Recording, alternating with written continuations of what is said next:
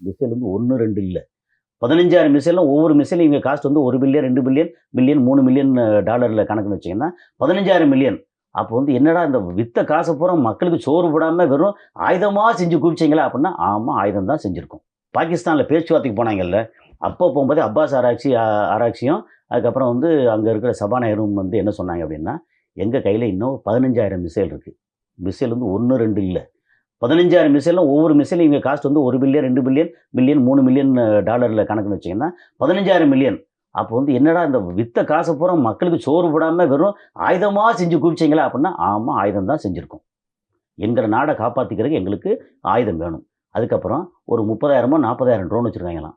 ஒரு ட்ரோன் வந்து 21,000, 25,000 டாலர் அப்படின்னு கணக்கு வச்சேன்னா 40,000 ட்ரோன் சொல்றாய்ங்க. சில தரவுகள் பார்த்தீங்கன்னா 80,000 ட்ரோன்றாய்ங்க. சிலது பார்த்தா ரெடியா எனி டைம் அப்படின்னுக்குள்ள 20,000 ட்ரோன் ரெடியா இருக்குன்றாய்ங்க. அப்புறம் அத்தனையும் வந்து அண்டர் கிரவுண்ட்ல இருக்கு. அண்டர் ம். கிரவுண்ட் எவ்வளோ டீப்ல இருக்கு அப்படின்னா, மலைக்கு கீழ வந்து குடஞ்சு வச்சிருக்காங்கல்ல, ஒரு 1200, 1500 அடி கீழ இருக்கான். மேல அடேயப்பா! இருந்து. ம். இவன் பங்கர் பஸ்ட் போட்டாச்சுன்னா, எவ்வளோ போகும்? ஒரு 200, 220 அடி கீழ இறங்கும். அது கீழ போகும் இவங்கள ஒண்ணுமே செய்ய முடியாது இப்போதைக்கு. என்ன பண்ணாலும் ஈரான அழிக்க முடியாது. ம்.